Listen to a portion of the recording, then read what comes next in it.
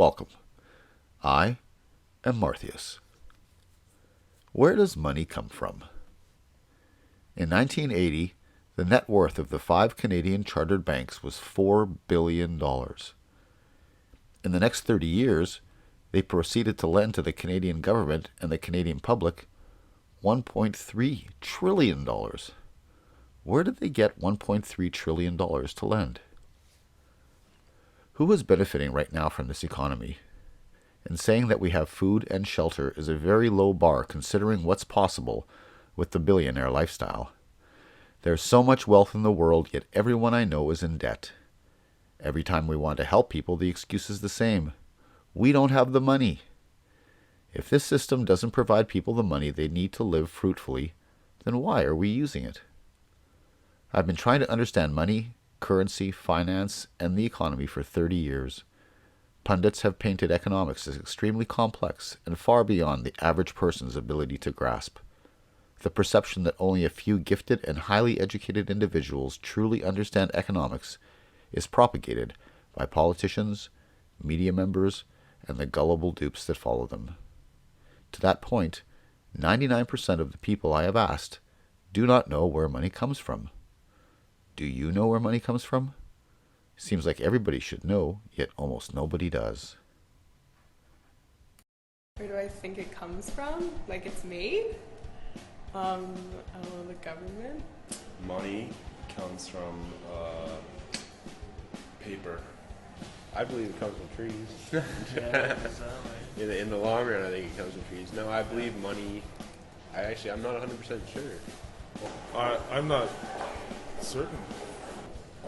That's a trick question. Why? Well, that's actually an interesting question. First of all, money is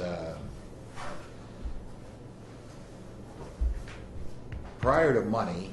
It's going to sound like a long answer, but I'm not quite sure I know the nature of your question. But let me see how I can handle it. Thank you. Prior to money, essentially trade. The current dollar system that we use is known as a debt money system. Debt is a prison.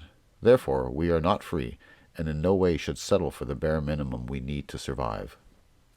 If our children are to have any hope of prosperity, this dollar system of debt needs to be abandoned in favor of a credit money system. I know abandoning the dollar sounds scary, but to not do so is even scarier. Let me explain. The common denominator for almost every systemic crisis in the world for the last 300 years has been about money. In fact, both the American Revolution and the American Civil War were about who was allowed to issue the currency.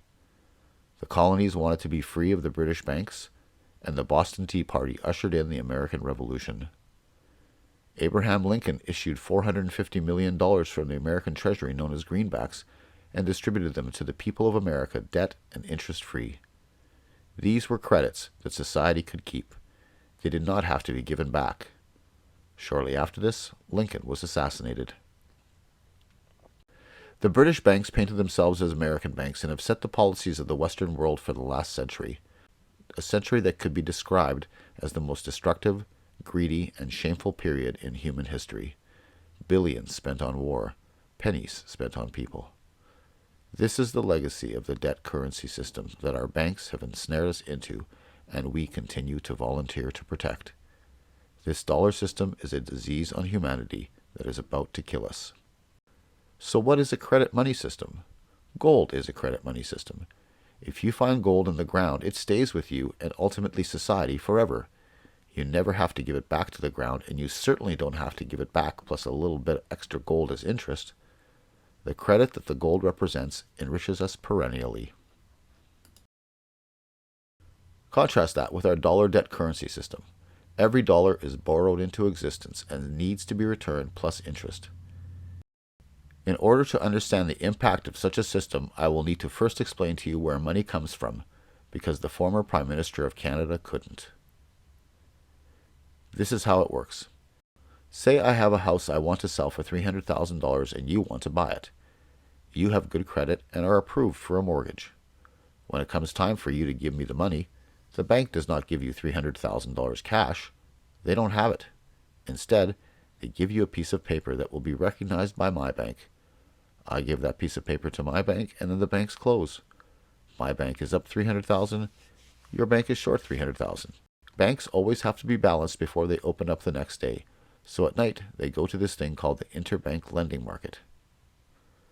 On the news, we have all heard them say that interest rates are at record lows, 0.25% or 0.5%. But I can't get loans for that. My Visa card still charges me 28%. Those low rates are for the banks only. So my bank is closed and has an extra $300,000. It does him no good just sitting there, so he puts it into the interbank lending market and then makes 0.25% interest on that money. Your bank is short $300,000 and goes to the interbank lending market and borrows the money and pays 0.5% interest. The next morning they open and they are all balanced, but you are on the hook to pay back the $300,000 plus interest. Even though the interest sounds small, over the course of a 30-year mortgage at 6%, you will pay to the bank around $650,000, all to the credit of the bank's ledger. After 30 years, you will pay for more than 2 houses for the privilege of living in one, and the bank gets $650,000 that never existed. That's right. When they gave you the piece of paper that my bank recognized as worth $300,000, they didn't have any money. All they did was open an account in their system and got you to sign a legal obligation to deliver 360 monthly payments. For the next 30 years, you go to work every day and help to manufacture items that make society richer. Your contribution to the gross domestic product is rewarded to you through your paycheck. Then you take that paycheck and give a big chunk of it to the bank, and they just keep it like it was theirs. You are the one that is doing the work that is prospering society, but the banks are the ones that get the credit. After 14 years, you will have made real for them $300,000 that never existed, but that is not good enough. You still have another 16 years where you will make real for them an additional $350,000. If, after 20 years, you lose your job or get sick and can't make payments, they will foreclose and take your house, even after 20 years. 240 payments amounting to $440,000, they will evict you from your home and keep all $440,000. You should also understand that the extra $350,000 of interest that you have to pay requires that the bank puts that $350,000 into circulation. A way to do that is for someone else to borrow it into existence. Remember, if you borrow $10 at 10% interest, that means you will have to pay back $11. But if you were the only person that borrowed, it would be impossible to pay back that $11th dollar. Only $10 were borrowed into existence. The $11th dollar doesn't exist until someone comes along and borrows it into existence. If you acquire that $11th dollar and pay back your debt obligation in full, you pass the weight of your debt obligation to the second borrower. He borrowed $10 and has to pay back $11, but one of his $10 went to use, so there is only $9 in circulation. He needs to wait for someone to borrow $2 more into existence to be able to make good on his debt obligation. The money that the bank is accumulating is not put into circulation until they want to acquire an asset, at which point they spend it into circulation. They have taken all the money that we created for them and used it to buy ever increasingly larger pieces of the world. It is the most remarkable sleight of hand ever created. This system works well as long as the economy is expanding, but when the economy is no longer expanding, then you have a crisis. There was interest due on every one of those loans that the banks made. That means that there is interest due on every dollar in existence. Let me ask you something. If you borrow the very first dollar into existence, and that's the only dollar that exists on the planet, but you promise to pay it back plus another dollar's worth of interest, where do you get the second dollar to pay the interest? The answer is that you have to borrow that one into existence and promise to pay it back with interest as well. So now there are $2 in existence, but you owe $4, and so on and so on. The result is there's never enough currency to pay the debt. There is always more debt in the system than there is currency in existence to pay the debt. Therefore, the whole system is impossible. It is finite. It will come to an end one day. What would happen if the government stopped borrowing to do deficit spending? Are the payments on those treasury bonds going to stop? What would happen if the public stopped borrowing and going deeper into debt? Are your house and car payments going to stop? No.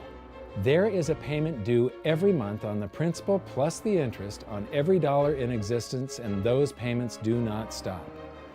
If we stop borrowing, then no new currency is created to replace the currency that we used to make those payments. Thanks to the internet, we were able to compare notes and have figured out the trick of how the dollar debt system works. You can also learn much more about the trick by watching the excellent YouTube series, The Hidden Secrets of Money by Mike Maloney. I cannot recommend strongly enough that you should invest as much of your time into watching this as you need in order to grasp it. From my years of intrigue with this topic, I have learned that a good economic system operates openly and is easily understood by anyone who cares to know. That is not the case with the dollar system we use at the moment. These mechanisms are intentionally hidden from the public. It is analogous to a magician hiding the secrets of his great tricks. If he reveals to his audience how he does the trick, they won't fall for it anymore. And so it is with the bank system. If it was revealed how they trick us, we would not fall for their trick. The trick that fools us into believing that nothing is possible without their money, and that they are the only ones capable of providing it.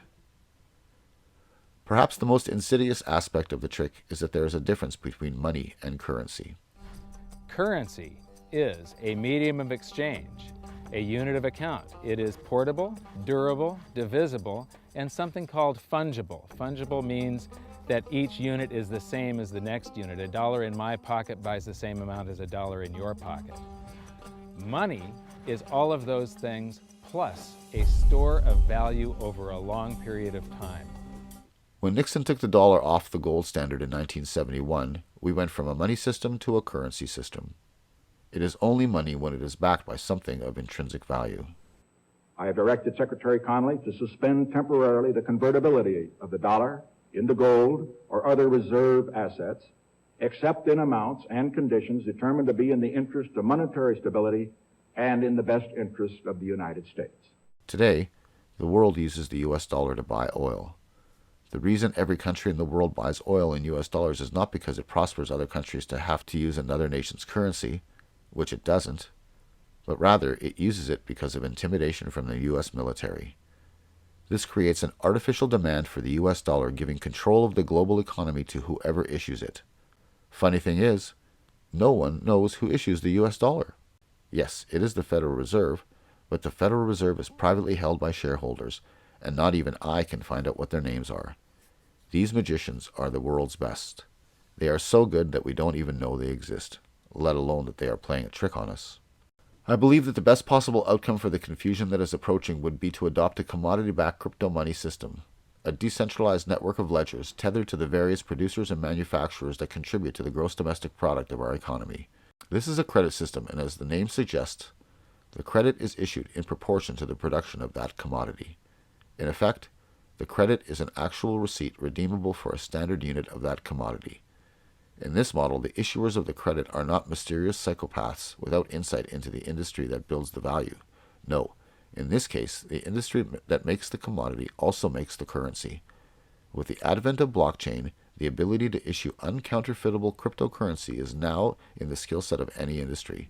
If this uncounterfeitable cryptocurrency is tethered to a commodity and behaves as a receipt redeemable for a set amount of that commodity, it will become crypto money.